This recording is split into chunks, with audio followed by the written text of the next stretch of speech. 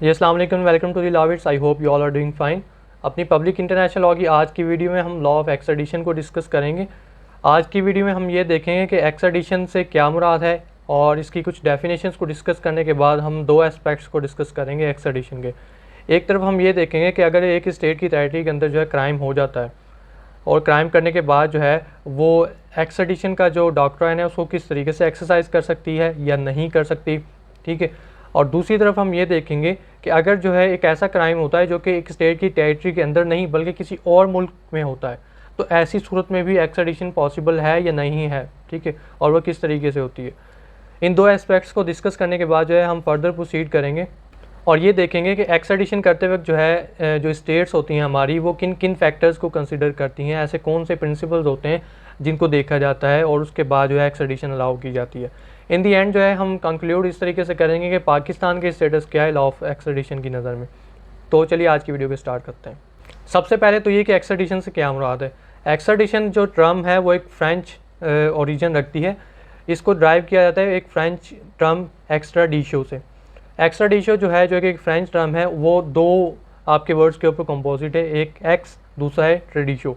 X से मुराद क्या है, आउट के मतलब बाहर, OUT आउट, और ट्रेडिशो से मुराद क्या है आपका to hand over, to deliver up, किसी को डिलीवर अप करना। तो कलेक्टिवली जो है एक्स्ट्रैडिशो की मतलब क्या बनता है, टू डिलीवर अप आउटसाइड या टू हैंड ओवर आउटसाइड। तो अकॉर्डिंगली जो है हम एक्स्ट्रैडिशन का मतलब ये लिख सकते हैं कि to deliver up, to hand over, to give up, ठीक है। क्या गिव अप, क्या डिलीवर, क्या हम किसी गुड्स की बात कर रहे हैं या फिर हम जो है किसी प्रॉपर्टी की बात कर रहे हैं या हम किसी राइट्स की बात कर रहे हैं, नहीं, हम यहाँ पर पर्सनस की बात करें, हम यहाँ पर पीपल्स की बात कर रहे हैं, लोगों की बात करें। कौन से लोग, वो लोग जो कि ऑफेंडर्स होते हैं जिनको हम एक्सट्रैडिशन की ज़ुबान में फगिटिव का नाम देते हैं, मफरूर जो क्रिमिनल्स होते हैं। तो चलिए अब हम जो है इसकी कुछ डेफिनेशंस को डिस्कस करते हैं कि एक्सट्रैडिशन से एक्चुअल में मुराद क्या है। एक्सट्रैडिशन की डेफिनेशन को डिस्कस करने से पहले हम पहले ये देखते हैं कि एक्सट्रैडिशन की एक्सपेक्ट से, एक्सट्रैडिशन के रो से जो है हमारे पास अशख़ास की कितनी किस इक़साम होती हैं। तो बेसिकली जो है हम in the light of extradition जो है लोगों को तीन किस्म की कैटेगरीज़ में डिवाइड कर सकते हैं। सबसे पहली कैटेगरी वो होती हैं जो कि जिनको हम एक्यूज़ पर्सन कहते हैं। एक्यूज़ पर्सन वो वाले पर्सन होते हैं जो कि किसी क्राइम के साथ चार्ज किए जाते हैं, उनके खिलाफ अभी लेकिन ट्रायल पेंडिंग होता है, ठीक है। सेकंड कैटेगरी उन लोगों की होती है जिनको कन्विक्ट कर दिया जाता है, मतलब उनके खिलाफ सज़ा सुना दी जाती है लेकिन सज़ा सुनाने के बाद जो है वो लोग मफरूर हो जाते हैं, ठीक है।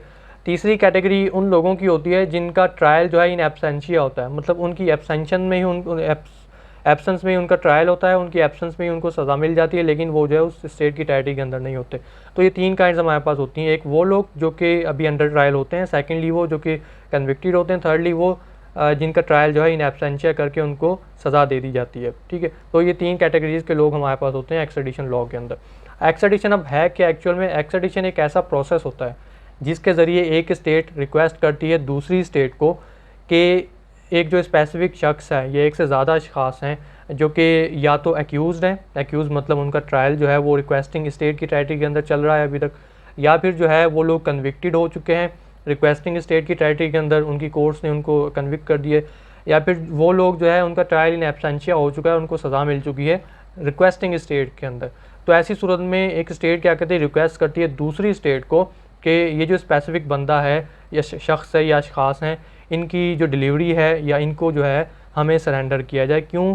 क्योंकि ये बंदा जो है इसका ट्रायल हमारे पास चल रहा है, या फिर ये बंदा जो है इसको हमारी कोर्ट्स ने इसके खिलाफ सज़ा सुना दी है, या फिर जो है इसके खिलाफ हमने ट्रायल इन एब्सेंशिया जो है कंडक्ट करने के बाद इसको सज़ा दे दी है, इसलिए जो है फर्दर प्रोसीडिंग्स जो है इस शख्स को जो कि मफरूर था, फगिटिव था, इसको हमारे हवाले किया जाए। मिस्टर ओपेनहेम जो है वो कुछ इस तरीके से एक्सट्रैडिशन को डिफ़ाइन करते हैं। उनके मुताबिक extradition is the delivery of an accuse, कि एक्सट्रैडिशन जो है एक एक्यूज़ को डिलीवर करना होता है, हैंड ओवर करना होता है या सरेंडर करना होता है, और अ कन्विक्टेड इंडिविजुअल या फिर एक कन्विक्टेड सज़ा याफ्ता जो इंडिविजुअल होता है उसको हैंड ओवर करना होता है टू दी स्टेट, उस स्टेट की तरफ हैंड ओवर आपने करना है, ऑन हुज टेरिटरी, जिसकी टेरिटरी के ऊपर ही is alleged to have committed, जिसकी टेरिटरी के ऊपर उसने जो ये एलाइज किया जा रहा है कि उसने क्राइम किया है, और to have been convicted of a crime, या फिर जो है उसको किसी क्राइम की सज़ा जो है दे दी गई है।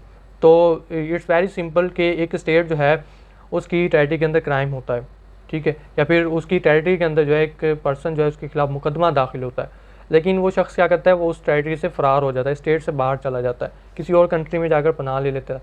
तो अब वो स्टेट जिसकी हदूद के अंदर, टेरिटरी के अंदर उस शख्स के ख़िलाफ़ वो केस चल रहा है, या फिर केस चलने के बाद ख़त्म भी हो गया, उसको सज़ा मिल गई, अब उसको फर्दर प्रोसिक्यूशन के लिए उस बंदे की फ़िज़िकल प्रेजेंस की ज़रूरत है। लेकिन वो बंदा अब जो है दूसरी स्टेट के अंदर है, तो उसको वहाँ से मंगवाने के लिए जो प्रोसेस इस्तेमाल किया जाता है, जो प्रोसीजर इस्तेमाल किया जाता है, उस प्रोसीजर को, उस प्रोसेस को हम जो है एक्स्ट्राडिशन का नाम देते हैं, जिसके लिए एक स्टेट रिक्वेस्ट करती है दूसरी स्टेट को, जो स्टेट रिक्वेस्ट कर रही होती है उसको हम रिक्वेस्टिंग स्टेट कहते हैं, जिस स्टेट को रिक्वेस्ट की जा रही होती है, जिसकी टेरिटरी के अंदर वो बंदा मौजूद होता है, उसको हम रिक्वेस्टेड स्टेट कहते हैं।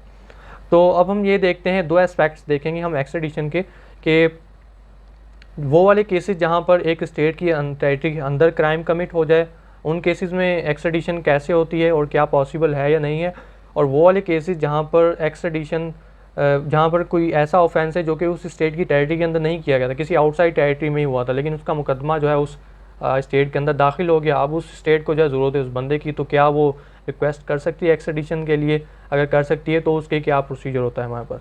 अपने पहले केस के अंदर हम ये देखेंगे कि एक स्टेट जो है उसकी टेरिटरी के अंदर क्राइम हुआ है, और उसने फिर जो है उस जो ऑफेंडर था उसके खिलाफ मुकदमा दाखिल कर दिया, प्रोसीडिंग्स इनिशिएट कर दी हैं, लेकिन वो बंदा वहाँ से फ़रार हो जाता है, मफरूर होकर किसी और स्टेट में चला जाए। तो ऐसी सूरत में क्या एक्स्ट्राडिशन पॉसिबल है, और अगर पॉसिबल है तो किस तरीके से होती है?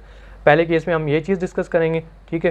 तो हमारे पास इंटरनेशनल लॉ में जो है कुछ प्रिंसिपल होते हैं, जिनमें से एक यूनिवर्सली रिकग्नाइज्ड प्रिंसिपल, या फिर अगर मैं कहूँ और स्ट्रॉन्ग वर्ड्स में तो जस्ट कोजेंस का एक हमारे पास प्रीएम्पटरी नॉर्म होता है इंटरनेशनल लॉ का, जिसको हम कहते हैं प्रिंसिपल ऑफ सॉवरेनिटी, कि एक स्पेसिफिक एरिया होता है एक स्टेट का, एक स्पेसिफिक टेरिटरी होती है जिसके ऊपर उस स्टेट का एक्सक्लूसिव इख्तियार होता है, कि उसके अंदर जितने भी सब्जेक्ट्स हैं, जितने भी लोग हैं, उनके ऊपर उसका मुकम्मल इख्तियार होता है, ठीक है। अब एक बंदा जो है जो कि क्राइम कमिट करता है एक स्टेट की टेरिटरी के अंदर, उसके ख़िलाफ़ जो है प्रोसीडिंग्स इनिशिएट करने का हक़ सिर्फ़ और सिर्फ उस स्टेट का होता है। ये हमारा क्रिमिनल लॉ में भी एक प्रिंसिपल होता है टेरिटोरियलिटी का, कि जिस स्टेट की टेरिटरी के अंदर ऑफेंस हुआ है, सबसे पहला हक़ उसका होता है कि उस बंदे को वो ट्राई करे, ठीक है।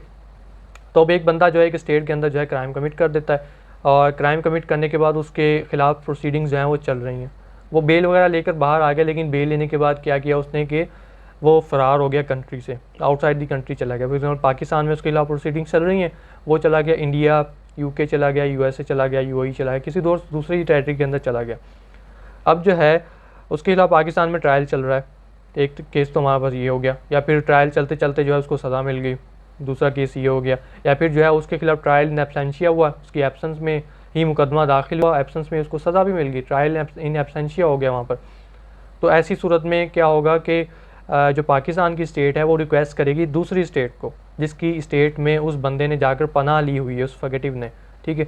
और वो फिर स्टेट क्या कहेगी, ये दोनों स्टेट, पाकिस्तान की स्टेट और दूसरी स्टेट, फॉर एग्जांपल वो स्टेट जो है इंडिया, ये दोनों आपस में बायलैटरल जो है कोई अरेंजमेंट करेंगे या बायलैटरल ट्रीटी करेंगे। अगर इनके दरमियान पहले से कोई ट्रीटी मौजूद नहीं है, या फिर ये जो है किसी इंटरनेशनल कन्वेंशन की पार्टीज़ नहीं है जो कि एक्स्ट्राडिशन के प्रिंसिपल को अलाउ करता है on the basis of reciprocity वगैरह, तो ऐसी तौर में आपस में बायलैटरल जो है अरेंजमेंट या ट्रीटी वगैरह करेंगे, अगर पहले से एग्जिस्ट नहीं कर रही है कोई कन्वेंशन या ट्रीटी, और उसके बाद जो है पाकिस्तान की स्टेट जो है उस बंदे को वहाँ से, उस फगेटिव को इंडिया की टेरिटरी से अपने मुल्क में लाएगी, और अगर उसका ट्रायल अभी तक पेंडिंग है उसका ट्रायल पूरा करवाएगी, लेकिन अगर जो है उसको सज़ा मिल चुकी थी, प्रोनाउंस हो चुकी थी जजमेंट, तो उसको जो है सज़ा दी जाएगी, और अगर जो है उसका ट्रायल इन एब्सेंशिया हो चुका था तो भी जो है उसको सज़ा दी जाएगी।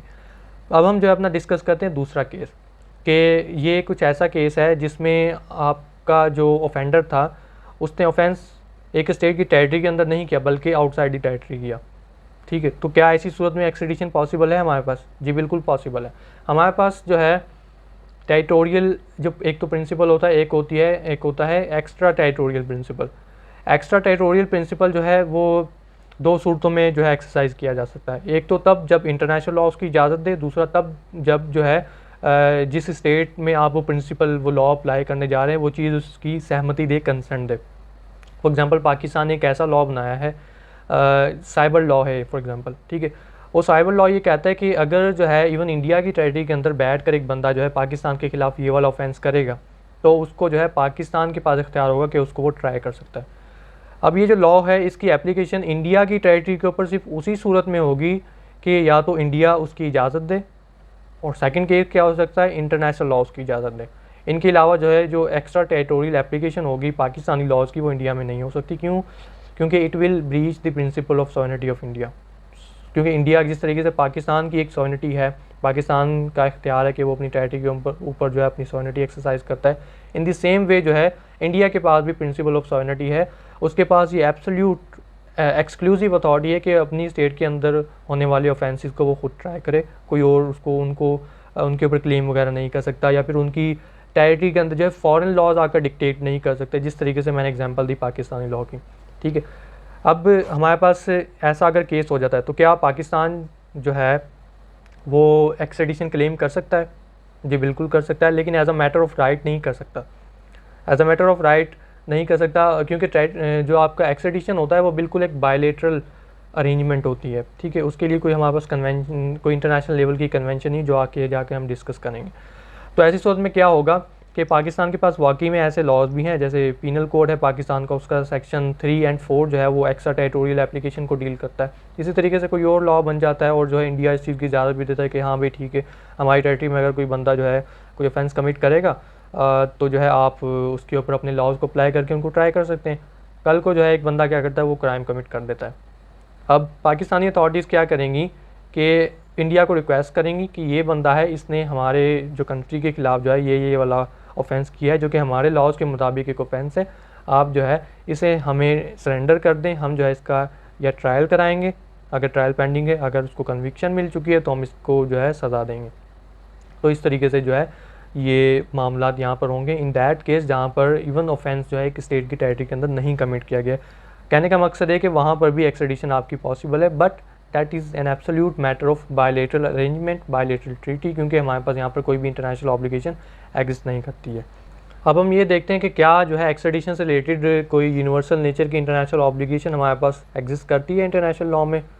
तो इसका जवाब होगा नहीं, हमारे पास कोई भी ऐसी यूनिवर्सल करैक्टर की ना ही कन्वेंशन है, ना ही कस्टमरी स्टेटस की हमारे पास कोई ऑब्लिगेशन स्टेट्स के ऊपर जो है वो मौजूद इंटरनेशनल लॉ में। ठीक है, उसकी वजह ये है कि हमारे पास जो प्रिंसिपल होता है, प्रिंसिपल ऑफ टेरिटोरियल सॉवरेनिटी, उसके मुताबिक एक जो स्टेट होता है उसको अपनी टेरिटरी के अंदर मौजूद हर शख्स, हर सब्जेक्ट के ऊपर एक्सक्लूसिव अथॉरिटी होती है, उसकी खुद मुख्तारी होती है। वहाँ पर वो चाहे तो उस बंदे को किसी और के हवाले करे, वो चाहे तो उस बंदे को किसी और के हवाले ना करे। ठीक है, तो as a matter of right जो है ना ही उसके ऊपर कोई ऑब्लिगेशन होती, ना ही किसी दूसरी स्टेट का ऐसा कोई राइट है कि वो एक्सट्रेडिशन को as a matter of right claim कर सके। ठीक है, तो ये इनकी एब्सेंस में क्या होता है, इंटरनेशनल ऑब्लिगेशन की एब्सेंस की वजह से जो एक्सट्रेडिशन का जो कॉन्सेप्ट है वो बिल्कुल एक बायलेटरल नेचर का है। कुछ हमारे पास रीजनल ऑर्गेनाइजेशंस हैं, जैसे यूरोपियन काउंसिल की ट्रीटी हमारे पास, इंटर अमेरिकन स्टेट्स की ट्रीटी है हमारे पास, लेकिन यूनिवर्सल करैक्टर की हमारे पास कोई ट्रीटी नहीं है। Bilateral treaty state to state exist कर रही है लेकिन। ठीक है, तो स्टेट्स क्या करती हैं, अब एक स्टेट की टेरिटरी के अंदर क्राइम हो गया या आउटसाइड क्राइम हुआ है, लेकिन उस स्टेट को बंदा रिक्वायर है उसका ट्रायल करने के लिए या उसको सज़ा देने के लिए, ताकि जो है जस्टिस, जो इंसाफ है उसको यकीनी बनाया जा सके, लेकिन वो बेबस हो जाती है। क्यों? क्योंकि उसके पास उस बंदे की जो फिज़िकल बॉडी है, जो उसकी फिज़िकल प्रेजेंस है वो नहीं है, वो किसी और टेरिटरी के अंदर है, जिसको वो ऐसे क्लेम भी नहीं कर सकती जाके, क्योंकि जो प्रिंसिपल ऑफ टेरिटोरियल सॉवरेनिटी है वो इस चीज़ को रोकता है। तो ऐसी सूरत में क्या होता है कि एक स्टेट जिसको वो बंदा रिक्वायर्ड होता है, जो फगेटिव रिक्वायर्ड होता है, वो दूसरी स्टेट को रिक्वेस्ट करती है कि इस बंदे को जो है मेरे हवाले कर दें ताकि इसका ट्रायल किया जा सके या इसको सज़ा दी जा सके, ताकि सिर्फ़ और सिर्फ इस वजह से फिर जो दूसरी स्टेट भी अलाउ कर देती है ताकि जो इंसाफ है उसकी फराहमी को यकीनी बनाया जा सके और एडमिनिस्ट्रेशन ऑफ जस्टिस है उसको हम प्रिवेल कर सकें पूरी दुनिया के अंदर। इस वजह से जो है बायलेटरल अरेंजमेंट्स की जाती हैं, बायलेटरल ट्रीटीज़ की जाती हैं। वो ट्रीटी जो है इस किस्म की भी हो सकती हैं कि सिर्फ एक ऑफेंडर से रिलेटेड हो, या फिर एक स्पेसिफिक ओकेजन से रिलेटेड हो, या फिर वो जो है बिल्कुल कंटिन्यूइंग पीरियड के लिए भी हो सकती हैं। जिस तरीके से मैंने बताया कि हमारी यूरोपियन कन्वेंशन जो काउंसिल है उसकी ट्रीटी एग्जिस्ट कर रही है, अब वो जो है फॉर जो है लॉन्ग टर्म होगी ज़ाहिर है। ठीक है, तो अब हम ये देखते हैं कि कुछ ऐसे हमारे पास फैक्टर्स होते हैं, कुछ ऐसे प्रिंसिपल कंसिडरेशंस होती हैं जो कि मद्देनज़र रखी जाती हैं बिफोर अलाउइंग एक्सट्रेडिशन। वो क्या क्या हैं हम वो देखते हैं। 4 किस्म की बेसिकली कंसिडरेशंस होती हैं जो देखी जाती हैं। सबसे पहले जो एक्सट्रेडिशन है ना, वो हर किस्म के शख्स की हो जाती है। एक तो ये चीज़ ध्यान में रख लें, हर किस्म से शख्स के क्या मुराद है कि वो शख्स जो है एक स्टेट जिसकी टेरिटरी के अंदर वो मौजूद है वो उसका नेशनल भी हो सकता है या किसी वो दूसरी स्टेट का नेशनल भी हो सकता है। ठीक है, with not with standing that fact of nationality जो है उसकी एक्सट्रेडिशन पॉसिबल है। लेकिन कुछ स्टेट्स हमारे पास ऐसी होती हैं जैसे कि जर्मनी या फ्रांस हो गया, जो कि इस प्रैक्टिस को अडॉप्ट नहीं करती, वो अपने नेशनल को जो है किसी दूसरी स्टेट की तरफ एक्स्ट्राडाइट नहीं करती। लेकिन ज़्यादातर स्टेट जो है इस प्रैक्टिस को इनकरेज करती हैं ताकि एडमिनिस्ट्रेशन ऑफ जस्टिस को जो है यकीनी बनाया जा सके। तो पहला हमारे पास प्रिंसिपल फैक्टर क्या देखा जाता है कि ये देखा जाता है कि जो जिस पर्सन की एक्स्ट्रेडिशन क्लेम की जा रही है वो हमारा शहरी है, हमारा सिटीज़न है, नेशनल है, या फिर किसी दूसरी स्टेट का नेशनल है। ठीक है, तो इस फैक्टर को पहले देखा जाता है। फिर जो है ये देखा जाता है कि जिस क्राइम की एक्स्ट्रेडिशन की जा रही है, ठीक है, क्या वो एक्स्ट्रेडिटेबल क्राइम है। एक्स्ट्रेडिटेबल क्राइम से मुराद क्या है कि स्टेट्स ने क्या होता है अपने कुछ अपने कुछ क्राइम्स को, ऑफेंसेस को स्पेसिफाई किया होता है कि हम जो एक्स्ट्रेडिशन अलाउ करेंगे वो इन ऑफेंसेस की अलाउ करेंगे, इनके अलावा जो दूसरे ऑफेंसेस होंगे हम उनकी एक्स्ट्रेडिशन अलाउ नहीं करेंगे। ठीक है, अब ऐसे कौन से क्राइम्स होते हैं जनरली जिनकी एक्स्ट्रेडिशन अलाउ नहीं की जाती। सबसे पहले ऐसी काइंड होती है क्राइम्स की पॉलिटिकल क्राइम्स। पॉलिटिकल क्राइम्स वो वाले क्राइम्स होते हैं जिनको पॉलिटिकल पर्पसेस के लिए जो है कमिट किया जाता है। ठीक है, तो इन क्राइम्स की इट्स अ जनरल प्रिंसिपल कि इन क्राइम्स की जो एक्स्ट्रेडिशन है वो अलाउ नहीं किया। मतलब एक ऐसा बंदा है जिसने पॉलिटिकल क्राइम किया और वो जो है फगेटिव हो गया तो उसकी एक्स्ट्रेडिशन जो है वो जनरली अलाउड नहीं की जाती। सेकेंडली वो वाले क्राइम जो कि मिलिट्री नेचर के होते हैं, वो वाले क्राइम्स जो कि मिलिट्री नेचर के होते हैं और वार क्राइम्स कॉन्स्टिट्यूट करते हैं अंडर IHL। ठीक है, तो उनकी भी जो है एक्स्ट्रेडिशन जो है अलाउ नहीं की जाती। थर्डली वो वाले क्राइम जो कि रिलीजियस नेचर के होते हैं। ठीक है, अक्सर स्टेट क्या करती हैं बाज़-औक़ात उन क्राइम्स को भी एक्स्ट्राडाइटेबल क्राइम जो है वो करार नहीं देती। तो मतलब ये एक बिल्कुल स्टेट का एक डोमेस्टिक इख्तियार होता है उनका कि वो चाहें तो ऐसे ऑफेंसेस को लिस्ट कर दें जो कि एक्स्ट्राडाइटेबल होंगे और कौन से नहीं होंगे वो स्पेसिफाई कर देते हैं इस चीज़ को, जैसे पाकिस्तान ने भी ऐसे स्पेसिफाई बिल्कुल किया हुआ है। फिर मतलब सेकंड हमारे पास फैक्टर क्या है, ये देखा जाता है कि क्राइम की नेचर क्या है, क्या वो इस नेचर का है कि उसको एक्स्ट्राडाइटेबल है या फिर वो इस नेचर का है कि उसको जो है एक्स्ट्राडाइट नहीं किया जाना चाहिए। ये जो है फैक्टर वहाँ पर देखा जाता है। फिर जो है तीसरा फैक्टर हमारे पास आता है डबल क्रिमिनलिटी का। डबल क्रिमिनलिटी से मुराद क्या है, ये है कि जिस क्राइम की एक्स्ट्रेडिशन वहाँ पर रिक्वायर की जा रही है, फगेटिव ने जो क्राइम किया है, जिस फगेटिव की एक्स्ट्रेडिशन वहाँ पर रिक्वायर की जा रही है, क्या वो क्राइम जो है दोनों स्टेट्स के मुताबिक क्राइम है। बाज़ औक़ात क्या होता है कि एक क्राइम सिर्फ पाकिस्तान में ही क्राइम है, वो इंडिया में क्राइम नहीं है। अब उस बंदे ने वो क्राइम जो है पाकिस्तान में करके वो वहाँ चला गया, उसने वहाँ पर इंडिया में वो क्राइम कर दिया। अब पाकिस्तान के लॉज़ के मुताबिक तो वो क्राइम है लेकिन इंडिया के लॉज़ के मुताबिक वो क्राइम नहीं है। तो जो डबल क्रिमिनलिटी का प्रिंसिपल जो है इस चीज़ की इंश्योरमेंट करता है कि वो जो क्राइम है वो पाकिस्तान के लॉज़ के मुताबिक तो क्राइम है लेकिन इंडिया के लॉज़ के मुताबिक भी उसका क्राइम होना लाजमी है, फिर एक्स्ट्रेडिशन जो है अलाउ की जाएगी।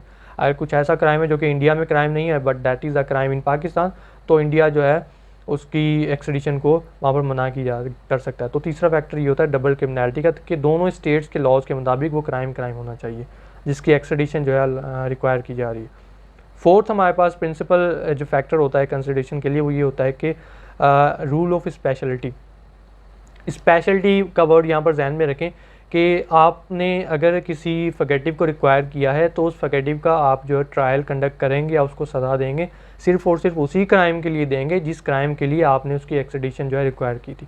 उसके अलावा आप उसको किसी दूसरी क्राइम की ना ही सज़ा दे सकते हैं ना ही उसको किसी दूसरे ऑफेंस के लिए आप ट्राई कर सकते हैं। तो ये चार हमारे पास प्रिंसिपल्स होते हैं जो कि जहन में रखे जाते हैं। अब हम ये देखते हैं कि पाकिस्तान का स्टेटस क्या है विद रिगार्ड टू एक्स्ट्रेडिशन। पाकिस्तान जो है उसके ऊपर ना ही कोई इंटरनेशनल ऑब्लिगेशन है क्योंकि एक्स्ट्रेडिशन ने जो है आज तक ना ही इसके रिगार्डिंग कोई यूनिवर्सल नेचर की हमारे पास ट्रीटी आई है, कन्वेंशन आई है, और ना ही जो है इस जो डॉक्ट्राइन ने कस्टमरी प्रैक्टिस जो है कस्टमरी इंटरनेशनल लॉ का स्टेटस रिक्वायर किया है या फिर जस्ट कोजेंस का स्टेटस आज तक रिक्वायर नहीं किया। तो इसलिए पाकिस्तान के ऊपर सबसे पहली बात तो कोई इंटरनेशनल ऑब्लिगेशन नहीं है किसी भी पर्सन को एक्स्ट्राडाइट करने की। ठीक है, सेकंड थिंग इज़ दैट कि पाकिस्तान में डोमेस्टिक लॉ एग्जिस्ट कर रहा है एक्स्ट्रेडिशन एक्ट 1972 जिसके मुताबिक अगर पाकिस्तान किसी स्टेट से किसी फगेटिव को बुलवाना चाहती है तो उसका प्रोसीजर क्या होगा, या फिर कोई दूसरी स्टेट जो है अगर पाकिस्तान से किसी फगेटिव को जो है रिक्वायर कर रही है तो उसका प्रोसीजर क्या होगा, वो एक्स्ट्रेडिशन एक्ट 1972 के मुताबिक रेगुलेट किया जाता है। उसी सेम एक्ट के अंदर जो है ये भी हमें बताया गया कि कौन कौन से ऑफेंसेस जो है पाकिस्तान के मुताबिक एक्स्ट्रेडिटेबल होंगे, कौन कौन से ऑफेंसेस जो होंगे वो एक्स्ट्रेडिटेबल नहीं होंगे। तो सिमिलरली जनरल लॉ के मुताबिक पाकिस्तान भी जो पॉलिटिकल किस्म के ऑफेंसेस होते हैं उनकी एक्सट्रेडिशन अलाउ नहीं करता, ठीक है। और तीसरी चीज़ एक और आप जहन में ये रखें कि पाकिस्तान की क्या हमारे पास जो बायलेटरल नेचर की ट्रीटीज़ हैं किसी दूसरे स्टेट के साथ, तो जी बिल्कुल पाकिस्तान की जो है 13 ममालिक के साथ जो है बायलेटरल ट्रीटीज़ हैं जो कि आज की नहीं है बल्कि पाकिस्तान की इंडिपेंडेंस के पहले की हैं, ठीक है। क्योंकि पाकिस्तान ने जो लॉज़ हैं वो सारे सक्सीड किए हैं, उसके बाद जो वो ट्रीटीज़ भी सक्सीड हुई हैं हमें। तो 13 ममालिक जिनमें USA, जिनमें हमारे पास तुर्की आ जाता है, जिनमें हमारे पास लग्जमबर्ग आ जाता है, इन स्टेट्स के साथ पाकिस्तान की ट्रीटीज़ हैं।